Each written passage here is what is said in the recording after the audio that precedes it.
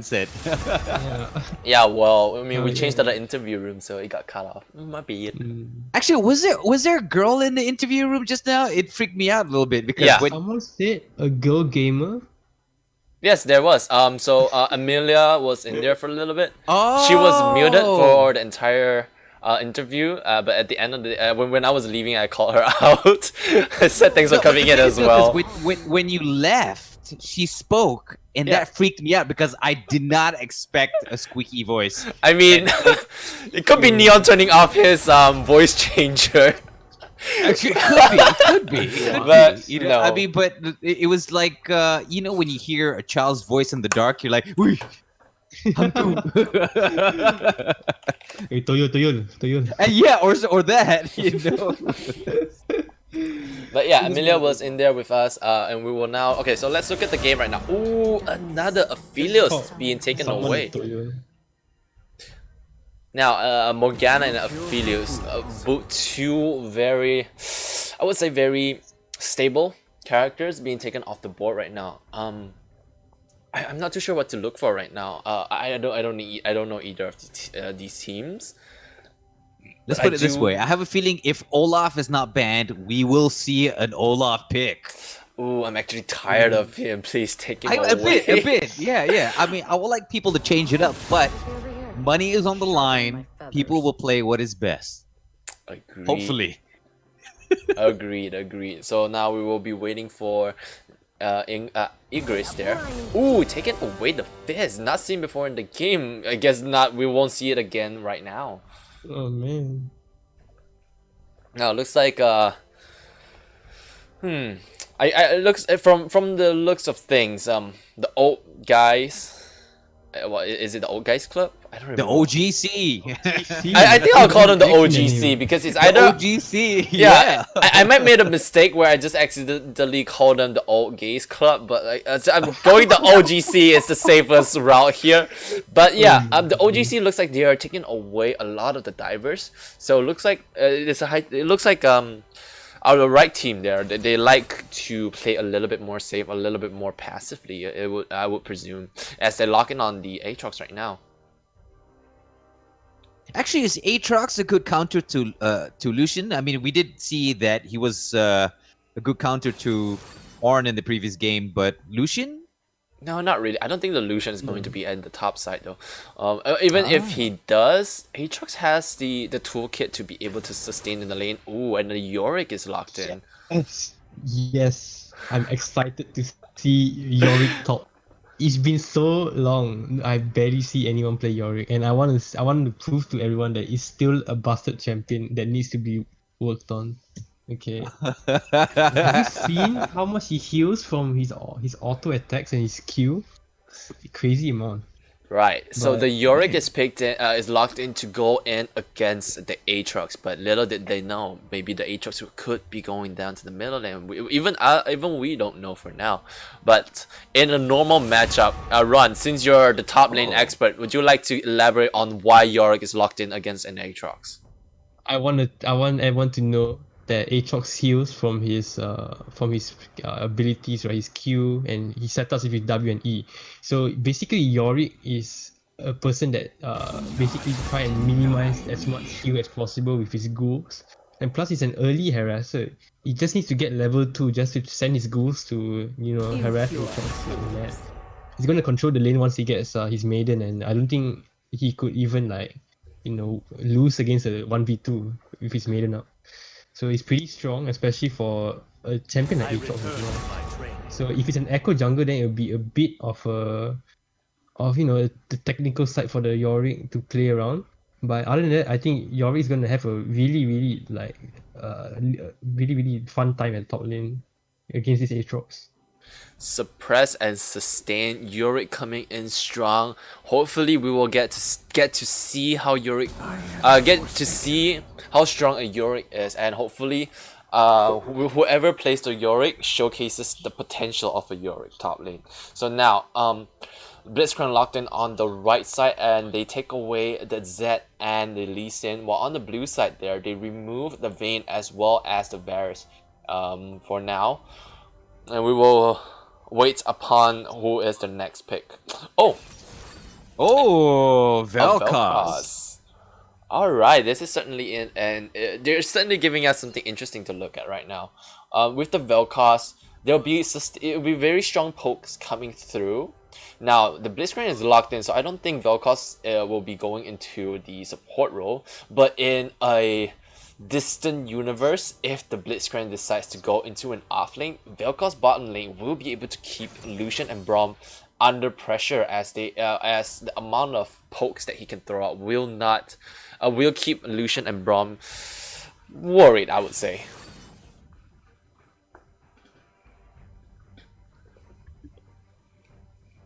Now on the blue side, Azir and Sejuani gets locked in. Sejuani, another one of the stronger jungles as of in the current patch. So we've been talking about how Ornn and Renekton are really strong right now due to the recent buffs towards, of course, the first is the Blade of the Rune Kings for the Renekton, and the Sunfire Cape, as well as for Maokai, I forgot to mention. And Sejuani is another character that that scales off this item. So when she picks up on the fire, I'm not too sure, the fire enchantment, I'm not too sure what it's called, she will be able to clear the jungle a lot more faster, and her ganks will be a lot more stable. And for the red team, a Kog'Maw is locked in as the last pick. Yeah, I mean, to be fair, maybe maybe they're gonna try and like funnel the goal to Kog'Maw, or at least like try and hold the game long enough for the Kog'Maw to actually be an actual champion. But either way, I think I'm really looking forward to these two teams battling out on the Rift. Oh, most definitely. Certainly so. I do hope that the Kog'Maw is not just a random worm crawling about the map, because in the current situation, Braum and Lucian are a magnificent combo, where the Braum just sends a Q and the Lucian will be able to follow up and then instantly land the frostbite. Is it called the winters? I don't remember what it's called again. I need to brush up on my names. But yeah, Lucian and Braum, a very strong composition, will be able to lock in on the Kog'Maw really easily if he does not play it safe. Oh, 100%. I- You know, I but we might- can... Oh, go ahead. Oh, am I allowed to say that Kog'Maw is a suicide? It's going to be a very valuable suicide bomber since there's a Blitzcrank in the team. Yeah, you could say that. Yeah. The Blitzcrank basically hooked the low HP person, and Kog'Maw just Yeah, but to get to that point, who's gonna deal the damage? exactly. So Yeah, so this is a that's true. worrisome question as of now. Now we will be waiting for the game to go right in. So I want to talk a little bit more about the Echo. So when you saw the Echo being locked in, you started to worry a little bit for the Yuri. Could you explain? Can you talk a little bit more about why is that so? Because Echo has this mega shield that he obtains from his, I think, is it his E? Whatever. I don't remember which ability is on Echo, but having that dome basically gives him extra sustain to fight that Yorick, so he won't really like burst you down with his Q. And also like a AoE CC for him if he walks in there and didn't really walk out. So yeah, that's why I used to play Yorick a lot, and the only time I really get scared of a jungler is when they have a hard CC. I'm a guaranteed CC, in fact, with this really big AoE. Definitely so. Can you try get back to you on what you trying to say just now? Oh no, I mean it was my sentiment was pretty similar, but you went into detail on how it would affect the Yorick. But just based on experience and what I've seen in general, going up against an Echo is very annoying. So they could be going for a sort of disruptive first early game. Like sort of disrupt the opponent as much as possible until their Blitzcrank and Kog'Maw can do their thing. Vel'Koz is very scary in the late game, so I can definitely say that it's very late game centric in terms of the composition. So I think probably that's what the Echo is there for, just to annoy everybody until the mid to late game. One thing I wanna call out is that I don't really understand the Blitzcrank lock in there. So when Blitzcrank was locked in, he did see that the Lucian and Braum was present already. Knowing that, why did he lock that in? Who was his target? Because in most situations, if the Blitzcrank sends the hook over to the Lucian has a high dodging chance, as he personally has a dash. On the other hand, you would never want to hook a tank, and with a Braum present, the targets for Blitzcrank is really low. And right after that, they get me asking more questions when they locked in the Pogmawk. When you lock in the Blitzcrank, you're telling the enemy, I am going to be snowballing from the start of the game. You better watch out. And then you lock in a character like Kog'Maw, who needs his first 2 items before he does anything at all. So with this Pogmawk the Kog'Maw login, I'm already calling it wrong. But the Kog'Maw login is certainly make things weird for a red team here. I don't know. I just think the Blitzcrank is just a sacrificial lamb. I mean, he has that hooking ability, but it's just to pull everybody away from the more VIP members of the team. You know, is either that or he's targeting Azir. You know, that could be one possibility, just to get close to him. But he's definitely just a sacrifice. You're definitely right there, because you did call out something I haven't thought about. With how Kog'Maw plays, there's certainly a way to play this out, which is to just let Kog'Maw farm in his own lane as Blitzcrank makes his rotations down to mid lane, and hopefully help support the Vel'Koz and getting him, you know, ahead.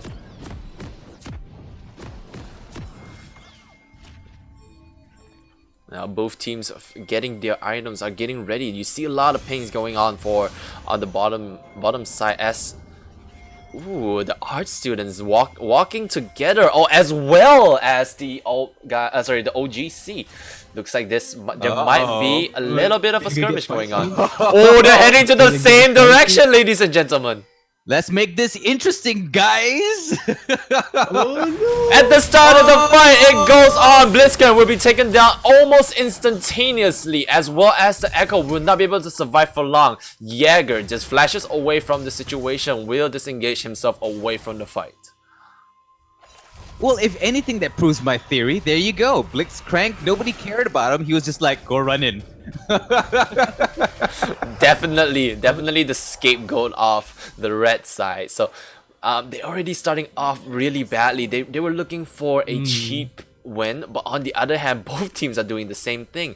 And unsurprisingly, actually, blue team comes out victorious.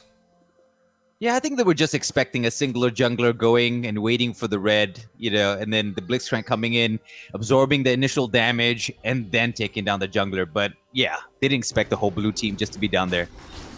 I'm surprised the Echo didn't really flash over the Dragon Pit, because, you know, he could at least get out there alive.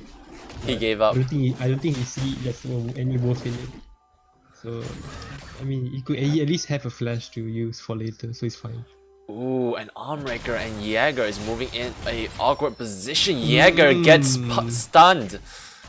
Will survive a little bit by using the heal, but will not survive for long as the protagonist flashes forward and takes him down. Meanwhile, Blitzcrank hooking the protagonist into the turret arrangement. Well, protagonist will be able to just walk out of it. I don't know, if Blitzcrank was meant to protect the Kog'Maw there, he didn't really do a good job.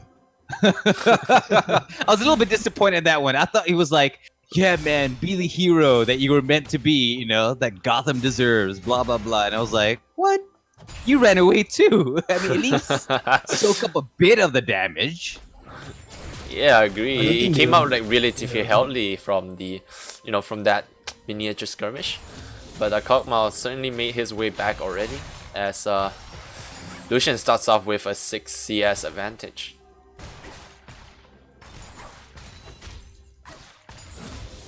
It's not really a good start for the entire lane right now, the entire 3 lanes. Actually, for all you know, maybe Blitzcrank was actually a stupid choice. Maybe it wasn't tactical, it was just pure stupidity. Look at that! Ooh, Oh the my Braum God. jumps ahead, sends the Winter by. Oh, will be able to be taken down by the. Almost! Oh! Jaeger takes down Braum. In exchange, protagonist takes down the Armbreaker. Ooh, Jaeger taking a huge chunk of damage there. Will survive for now, but for how long? How much longer? He does have the biscuit, so he will be. If he pops it right now, he will be able to heal it up.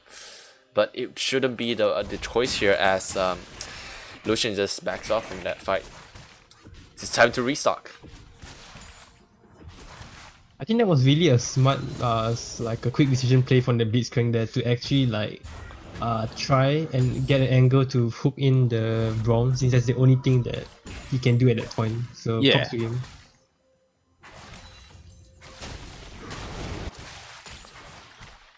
He gets an A for effort. Let's give it that way. You know, Yeah. Homewrecker from OGC gets an A for effort. You know. Really, I'll give it an E. I don't want to give him an A for locking in on the on the Blitzcrank. If I have to give anything, I'll just give him the E for effort, sure, but not A. I'm not giving it to him. I mean, hey, he tried his best. Okay, that's all that matters. Well, his best wasn't enough, huh?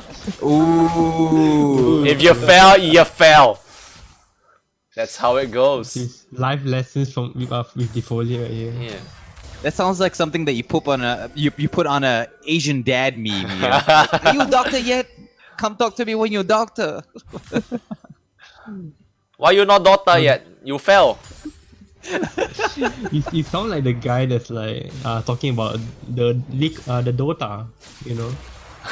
The Oh, defense of the Asians. Defense of the Asians. Wow, that's Back to a the game. huge throwback right there. But yes, back to the game. Hash Browns playing a very tight game along with the Azir. Comes in with the 6 CS advantage right there. Although it's not much, but he is leaving a mark on the Azir. Actually, I think that honestly the game would be way more better when if the Blitzcrank was a Lulu instead, you know, just to funnel out for the Kog'Maw a bit. Definitely, that is a very standard lineup for. It would be a very standard lineup for the Kog'Maw, but regardless of what's done's been done. So the Blitzcrank with the Kog'Maw, let's see how they work this out. Yeah, I mean because the support is like an early game catch support, while the other is a late game, you know, funnel ABC. So I hopefully they can work Ooh, something look out. that wave! Aatrox will be struggling to clear this this wave up. Oh, hold on. Meanwhile, at bot, Wanderlust flashing you over, go. sending the Winter's Bite. Meanwhile, protagonist popping the concussive blow will force Jäger to flash away and heal at the same time, which would be pretty good coming in from would be a win for the blue team. Okay, we sarcastic for quite long.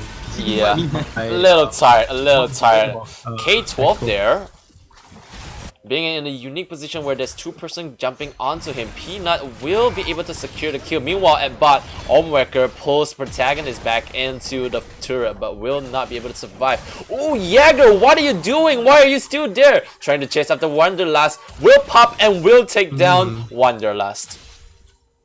If you guys see at the top side, this is what I meant by being scared of the echo. There, you literally have so much like, space to act. You have to dodge from his his dome right there, and that is ultimately the most scariest thing for a Yorick player right now. You know, getting his ass handed over by the jungler. An interesting pickup by the Yorick though. He does pick up the call, indicating that he's just going to be farming more and pushing more. Run, tell me, is the call a good idea on a Yorick? I think honestly, giving call, especially for if you have this kind of lead, is probably more of a BM than anything. In my opinion, but I guess he really knows that he's not gonna be in much fight, or he has really good control in the lane. So therefore, he's gonna go for the call to funnel himself for the mid game, because that's where he's really reaching his power spike. And I don't know if you guys know this, but Yorick's ulti, the Maiden, is actually permanent until it dies. I mean, yeah, Yeah, it's permanent. her health slowly crumbles away, right? No, it doesn't. It's permanent. It doesn't like crumble. If you recall back to the base, the health will regen. Oh wow! Yeah. So it's basically a 6v5 with the Yorick. I wouldn't say 6. It's more like a 5.3, since like the Maiden can't use skills. It's just I believe it's a slow, right? Is there a slow when she sucks? No, it's just healing of a little bit of damage.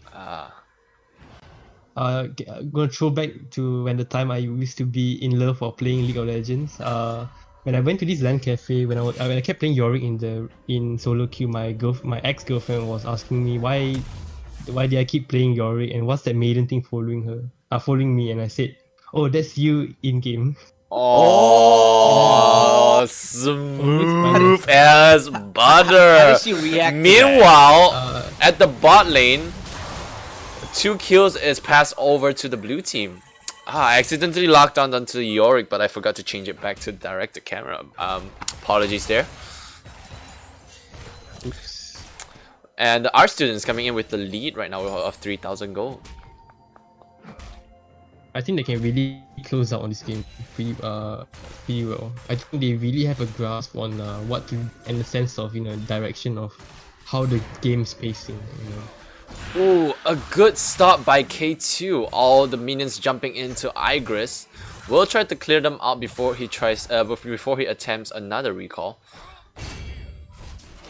Or not. He is looking towards the river. Oh, meanwhile over here, nothing much will happen there, but Igris will be forced to stay in the lane for a little bit longer. As of the current situation, the Kog'Maw is definitely one of the strongest members of the OGC. Now let's hope that he will be able to make a comeback with his current 25 CS lead.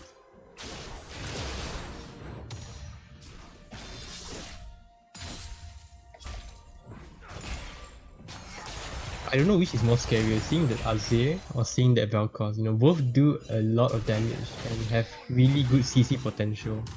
So I'm really trying to see which one is the real alpha male in this game. I mean, in a standard fight, I would put my money a little bit more onto the Azir, as soon as Vel'Koz presses the ultimate, he is stationary, and Azir can easily use this chance to just go right into his face and push him into the team. Yeah, that's true. But it really falls onto how well the team manages the teamfight situation. So if they can keep a distance, if they can keep Hash Brown safe from any fight, so and give the space for Hash Brown to make any fight happen. Ooh, hold up. Peanut going in very strong on Neko right there. Meanwhile at botland, Wonderlust sends Protagonist sends Armworker into the death zone, to the gray screen. Meanwhile, back to the mid lane. Okay, maybe not. So it looks like it will be a 1-for-1 trade.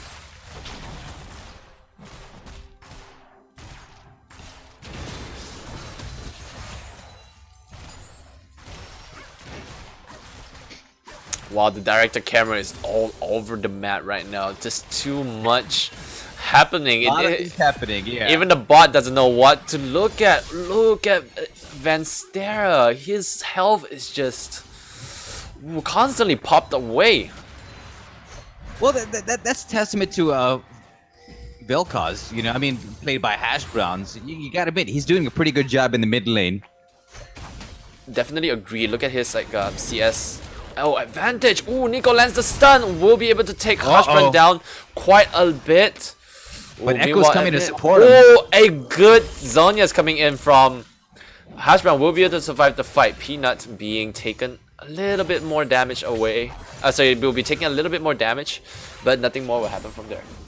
Oh, this mid lane is now the jungles, as both both the jungle starts to duke it out to try to secure. Ooh, the farms. Now Peanut Echo's in trouble. takes a huge bunch of damage in that fight. Would not be able to stop the Rift Herald from engaging there. But props to Peanut though, he's not giving up.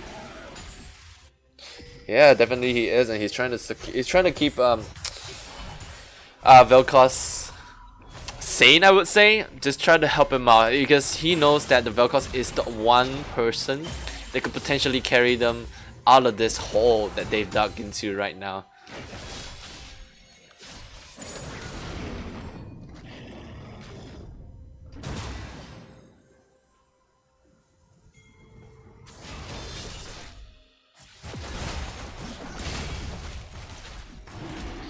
Now blue team looking to take away the dragon should be able to clean it up rather easily.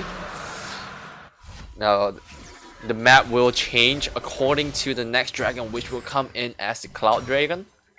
Oh, and nothing much changes except that there's a huge movement speed buff around the area.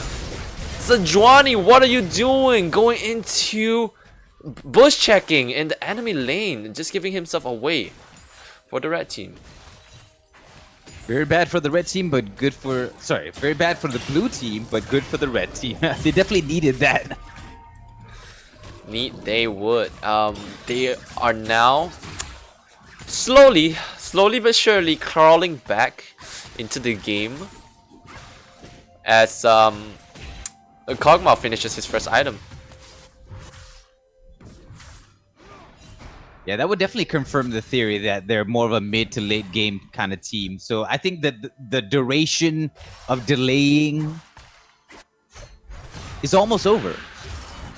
We're going to start seeing probably a big, huge push by the red team, by the OGC against the art students.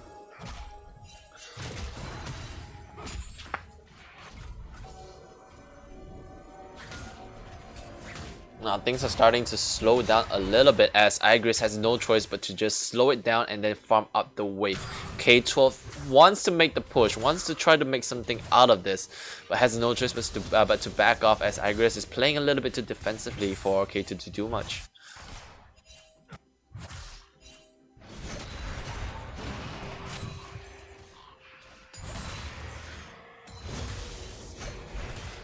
This does look rather challenging for Igris, aka the Aatrox. I mean, this is practically a 2v1 right in the top lane.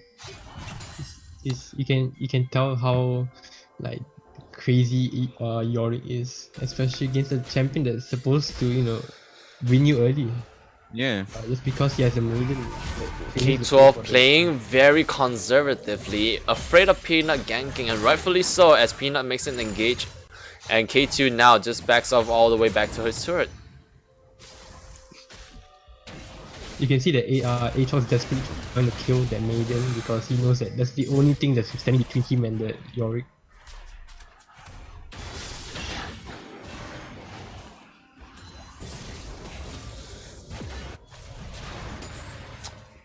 I don't like this. The game is slowing down a little bit too much right now. Blue team is starting to give way a little bit towards for the red team. Lucian trying to take away some farms away from the Sejuani there, where I think he should start pushing out the other lanes.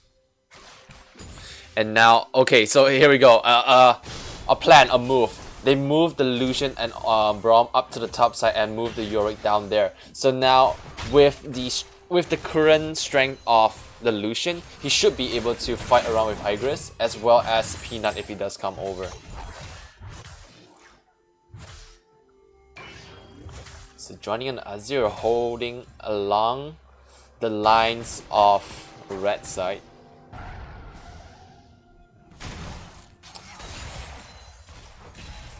And they look towards taking down the Rift Herald, probably to look for an engage up at top side. Ooh, Igris manages to catch protagonist for a short while as Wonderlust gets stunned. Oh, hops away, but will be able to survive. Rather, a good save by protagonist there. Ooh, K12 coming in really strong. Even when there's two characters there's two people at bot, they are too afraid to go in on the Yorick. They know the potential of a Yorick pushing hard shoving the wave into the turret. Well, technically, Yorick's it is a 2v2 anyways. Again, Yorick has his maiden, Right. so right. it's not. It could explain why they were very cautious. Yeah, very smart move, I think. Definitely, and the Rift Herald is popped at mid lane, and another turret falls over to the B side. Oh, Yorick's at mid now.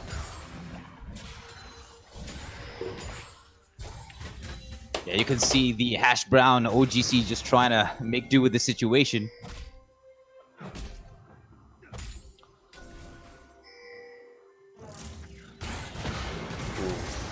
Now giving the blue buff over to Hash Browns is a good idea. This stops. This gives Hash Browns a little bit more opportunity or a little bit more mana region to throw out his skills consistently, and we'll be able to chunk down the blue team. Okay, K12 coming in with the teleport. This is going to be a 5v5 situation in contest for the Cloud Dragon. Who is it going to be? Now, Igris going in really strong on the fight. Wonderlust jumping in a little bit too deep. Will be taken down almost instantaneously. Vensteer throwing the ultimate, pushing them all together. But without much damage follow up. Blue team just hands over 3 kills over to the red team. Oh, Protagonist is coming in for Peanut. We'll be able to take him down. Lucian. A fast call by the Lucian there. Very well played on that one. Oh, Yeah, I don't. Oh my goodness. Yeah, that was something completely unexpected. You know, that sort of almost redeemed that situation just now. Yeah, it's a redemption coming from the Lucian there. Yeah. Taking back and trying to make up his losses. But can we just say that Kakma is really starting to shine? I mean, Yeah, that was it's a really pretty good Oh, trade. hold up. You know? Neko was very low there just now. Now he's turning it around to try to fight Igris. Ooh, but with the amount of lifesteal coming in from Igris, Neko will not be able to fight this out as he backs off from the fight. Neko, what were you thinking?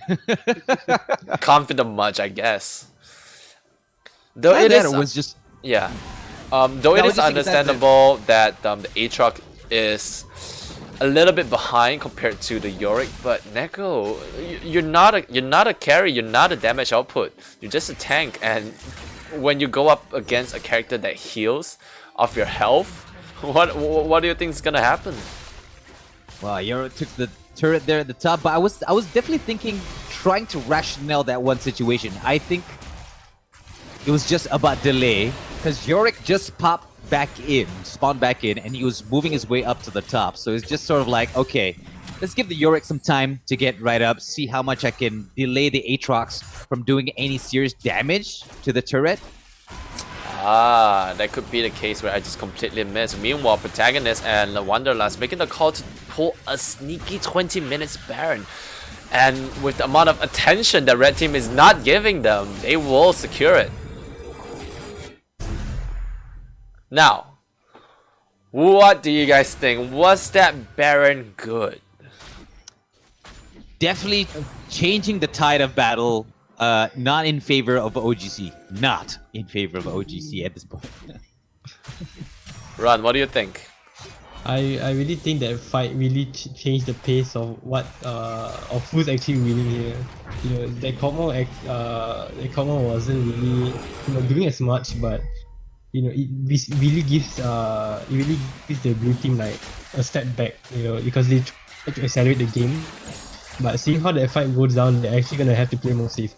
Use them more of that mentality to, you know, you shouldn't mess with these people. We should at least play properly and try our best to actually win instead of messing around.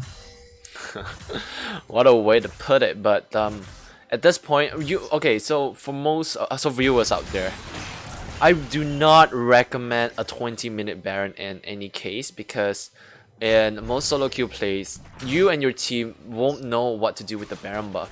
And as for now, blue team is making the process to split push. K2 moving into a safe position rather. Meanwhile, Wanderlust and Protagonist will be able to push down bot. Ooh, Protagonist gets hooked and knocked up and will be taken down by both Jaeger and Armwrecker there. Wanderlust will follow very soon after there. Vensteer and Neko going in very, very aggressively. Ooh, Peanut with a sliver of health will have the time to pop the ultimate and will be able to survive that. Now Vensteer gets hooked up by an Armwrecker. Will dodge the hook for now. Shuffles away to the berry and will keep himself alive for now. So, but yeah, so that was what I meant. So in such an early phase where you get the Baron buff, yes, it is a buff that will be beneficial to your team, but it's very hard to execute very well. You guys, you see here, they tried to pull a composition where they can split push, but they're spreading out a little bit too thin, and the Lucian wasn't playing cleverly, and made himself vulnerable for the Blitzcrank to hook in.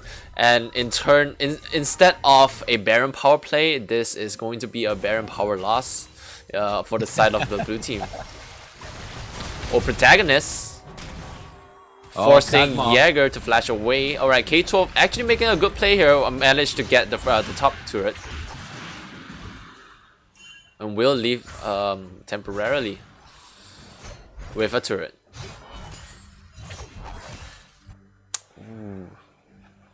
Look at bot lane though. They are going to skirmish. They are looking for the dragon again. Yorick teleports into the fight. Peanut going in, but will not be able to secure the Drake. Will follow up. Oh no! Vestia going in too deep. Misses the push. Will give himself over. Igris teleporting in. Now this is a 4v5 situation. Igris flashing over. Going in, trying to catch. Oh, K2 gets pulled backwards. Flashing away. Will be able to survive for now. Now, what is the next move? Red team, you got the kill. What's the next move? Are you going to push? Are you going to continue putting the pressure onto blue team, as blue team is starting to crumble slowly but surely? It does look that way. I mean, although the blue team is ahead in terms of total turret takedown, 13 kills. I mean, that's... You can see the red team, the OGC, really catching up fast. Definitely, and the Kog'Maw is coming in very strong as well. He is actually equivalent in terms of his gold. They're both running very close to 11,000. I would say Kog'Maw at this current situation is a threat that the blue team needs to worry about. And with no assassins, it's gonna be a little troublesome for the blue team to get to the Kog'Maw.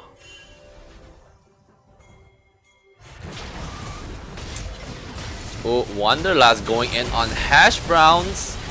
Crazy Neko follow up with several CC of his own. Will be able to take down Hash Brown. Meanwhile, Omwrecker gets taken down by... Sorry, getting chunked down by the protagonist. But alone, Wanderlust would not be able to survive there for long. Blue teams are just starting to come in with a lot of mistakes. Even at this moment, I don't like that Yorick's coming in. Yorick's trying to help out the team. Ooh, a huge damage coming in from the protagonist, but will not be able to secure the kill onto Igris. Oh, the timing on that turret takedown was impeccable, because Aatrox was a sliver away from dying from one of those turret shots.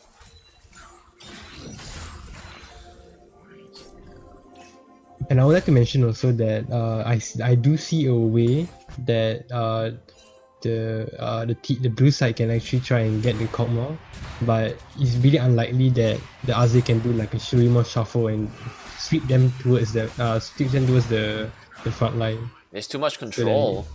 So even even too much. Yeah, if even if the Azir makes a move to be able to get to the Kog'Maw, but after the push, Omwrecker is most likely going to yoink the Azir into the midst of everyone. So unless Azir comes in with a stopwatch, which he's not even considering at this point, he needs to pick up on a stopwatch, by the way. So until he brings in a stopwatch and then a Zhonya's, he is just going to be a sacrificial lamb whenever he goes in. Uh-oh. Crazy Nico. Okay. I thought Nico was by himself, but yeah. Saw his other teammates. Ooh, a lot of words on the side oh of red my team. god, Blitzcrank, you did it! Hooked over Neko, forcing Neko to flash away from the fight. Well, now we know why he was chosen. Ah, that was a close hook. Barely misses a Neko right there. Both teams will just back off for now.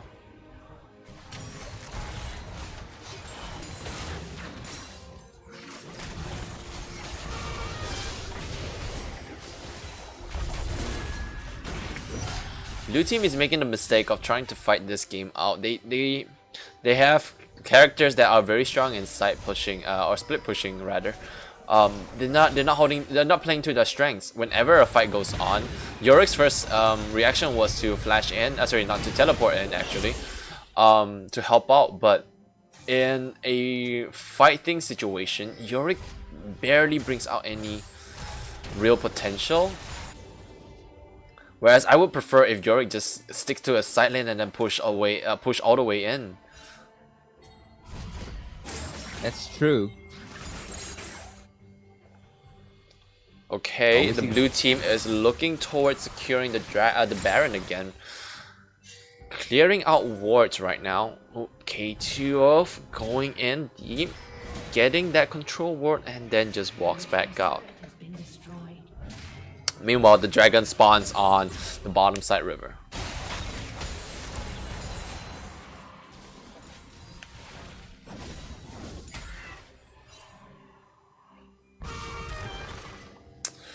Oh no, Yorick is very far away from the fight. If he wants to come in, he has to teleport again. Now, when will he make the decision? There are no wards available for him for teleport right now. They are oh, a steal! Taking away the dragon from the enemy team. Neko goes in deep.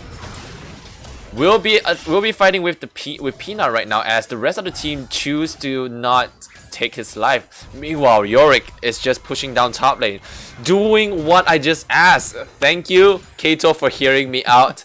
And have fun taking that top lane turret as oh, okay, never mind. Aatrox and the Echo are coming in really strong right now. Probably going to pop the Demolish and walks away. Will take the turret. Oh, he did not walk away. He plays around a little bit longer along with Igris. And now he starts, oh, because the Baron fight is going to happen. K12 coming in from behind. Jaeger takes down Protagonist. Meanwhile, Neko takes down Jaeger. At the same time, the fight goes on. Every ultimate is used, and the red team will come in victorious as K12 gets hooked back again. Now, K12 is in the midst of everyone, but they're setting their sights onto Neko right now.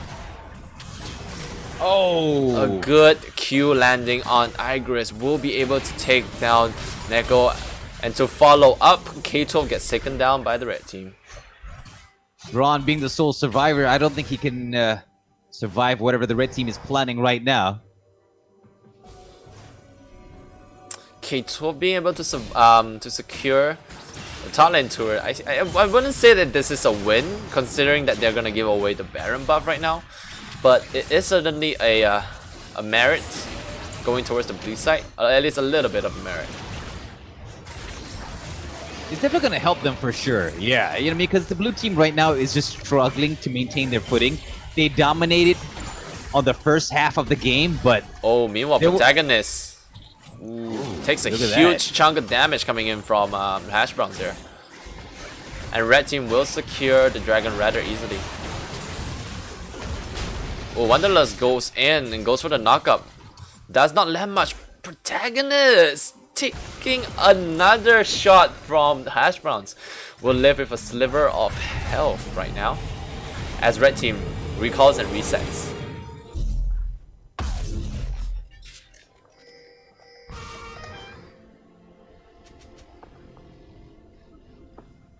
I definitely think Lucian should recall back and get some healing. I mean, that's I mean, he's relying dangerous on his life steal.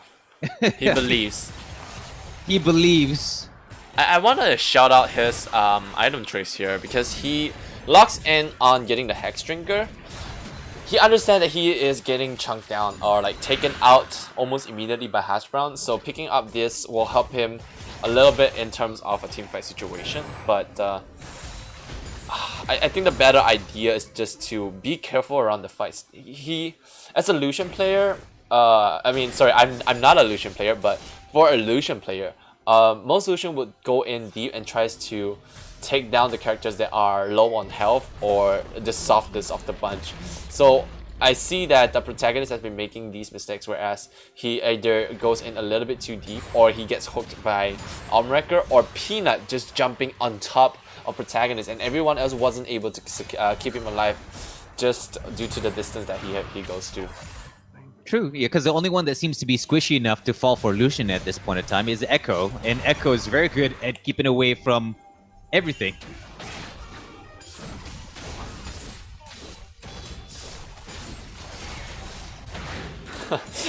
Vodka calling out a very funny comment right there. The protagonist did not have the plot armor. I didn't have it.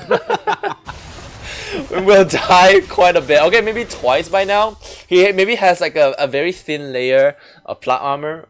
Maybe it's RE0 we're watching, where he dies, he comes back alive again, and replays and yeah, find another way to make things work out for him. Yeah. Ooh, protagonist tries to trade with Peanut, but Peanut just chooses to just jump over the wall. Ooh, Ohm Walker taking the lead here.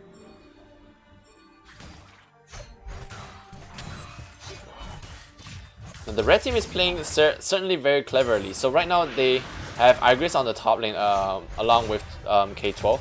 While on the other hand, everyone else is sticking together at the bot lane. Now they have a choice. They can choose to just play around with the split pushing idea, or they could play to the strength and stick together as a 5-man team. Because with the current layout, they don't have a strong wave clearance, and they can't really push the waves as fast as K12, especially since they just lost the Baron buff right now. So looks like they are going to group up a little bit towards the top side. Braum in a awkward position. Very awkward. I mean, he's in between two fully occupied lanes. Very dangerous indeed. Probably looking for a free pick here. Oh, decides to walk in on the Aatrox. Now, protagonist jumping in first will be able to pop they're gonna the get concussive blow. Pops the GA. Oh. Now, waiting for the Igris to come back alive. Pops and clears him out. Now, all the red team are at the top side right now. K12, Wanderlust, and the protagonist just backs off away from the fight. And it looks like they're gonna be going down to the dragon right there. Yeah, with the Cloud Drake, they certainly have the extra movement speed to make the rotation. As red team has no other choice but to give away the dragon, but Omrecker is certainly thinking that he can try, or does not try instead, just puts a ward and backs off. I think that's a pretty smart move on the red team side. I mean, they're just like, you know what, take the dragon, it's okay. We're one man down, it's a 4v5. We're not gonna risk it. That was a very smart move, I think, because I think most reactions would be like, oh my god, one guy down, they're going after the Drake, let's go. Certainly a good pickup by the blue team there, and a good decision making on the red team. The only way they could have done anything is to just send Peanut in there, because Peanut has an easy out button where he can go in, take the dragon, presses the out button, and backs away from the fight. But since they're on the red team, it's a little bit hard to walk around to get behind the wall unnoticed, so they have no choice but to donate it away. Omrecker making a hopeful hook, will not land on anything, but certainly an idea. The faith of the hook. Yeah, it'd be cool if you actually hit someone though. You know, some random I mean, people will just report him for scripting if he does land anything like that. Yeah, that's true. That was a little crazy hook out of nowhere. Ooh, I think what he's Igris. doing, he's just throwing the hook out and just feeding. Hope for it, He yeah. probably, he just doesn't know if anybody's there, but he's like, let's just see what happens, you know, because most of the time, that's probably it. So here comes the strength of K2, K12, sorry. Pushing it in against Igris, knowing that Igris won't be able to clear the wave quick enough. Will take the inhibitor, but meanwhile, at the same time, donating his life for the red team there.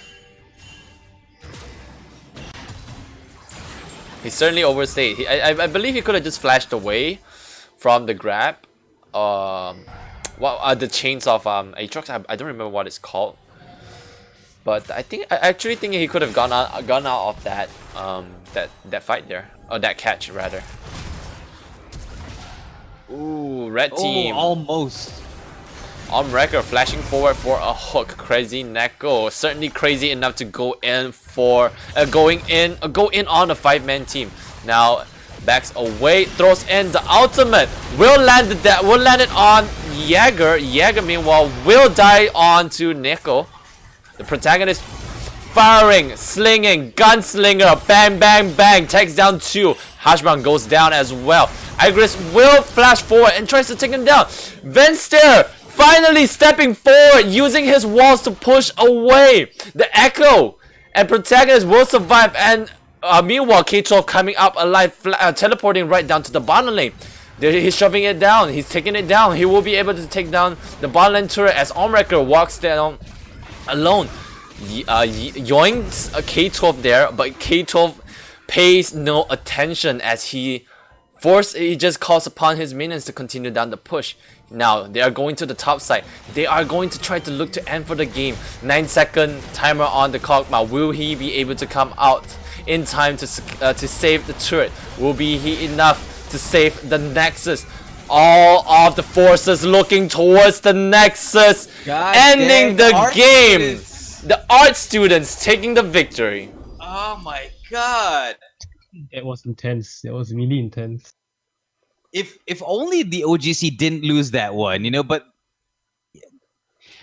good for the art students. I mean, Lucian really stepped up in that one moment. I mean, and it was one of those situations where everything was going for OGC, but that one wrong move, one wrong positioning, Lucian just took advantage of that and turned the tide in one singular moment of the game. That was pretty amazing, in my opinion. I felt sorry for OGC, man. They were ahead. They were doing really well, but took too many turret damages and had the top lane open. Certainly a great call coming in from the blue team. Although the K12 dying, I'm not. Maybe that's like a big brain move where he believes that after killing him, the red team will go for a fight at the Baron, because as soon as he revives, he goes straight down to bot to push everything in. Or he believed in his team, because in that fight, Crazy Neko goes in deep, sends the ultimate right on point onto Jaeger, denying Jaeger of any sort of damage output. And Neko himself jumps in onto the Jaeger and takes him down almost instantaneously. So taking out Jaeger from the fight, now their red team's damage output has to rely on to Hashbrown. But meanwhile, protagonist doing a great job taking the health bar off the frontliners, leaving Hashbrown have no other choice but to back away. At the same time, everyone else just moves forward and be able to turn that 4v5 situation into a 4-man kill. Yeah, 100%. So now, MVPs. Who do you think? Run. I'll let you take this one first. It's Lucian off the bat. I think Lucian is really carrying this team. I don't think you guys see this or not, but he tried to gather some scraps just to make up for the losses they had in the rough early fights, especially at that Dragon Pit. But I think other than that, he really managed to step up and deal enough damage, give that DPS for the team. The team really trusted him and got his back, and I really think that he deserves to be called the most valuable player in the game right now. So yeah, over to you, Mr. Mo. I agree with that one. I mean, like, for me, I felt like, stats and everything aside, we're talking about a singular moment that defined the game, and it was created by the Lucian. I mean, and in hindsight, I was trying to find like some meaning to what it all meant. Because the OGCs were ahead of the art students, but the only thing I can justify is probably at one point somebody just said, "Focus on turrets," because the Lucian, when he took down most of OGC at that moment, and OGC was left with was it who was left behind? I can't remember. There was one. It definitely wasn't. Well, anyways, somebody was left behind. The one singular person, was left behind to go back to base. But the top was just completely available, and yeah, the art students were just able to walk in before anybody else could spawn back and defend it. That was pretty well played. But that's props to Lucian for that one moment in time. Definitely. I wanna make a call out to Van Steer in his final push. When he shuffled into the Peanut and Hash Brown, where he presses the out button and manages to limit Peanut from taking away Protagonist. Because if he hadn't done that, Protagonist would have been taken apart by Peanut there. But just with that single good ultimate coming in from Van Steer, he was able to not only save his ADC, but it makes a turnaround where he takes away the life of Peanut. That was a good fight there.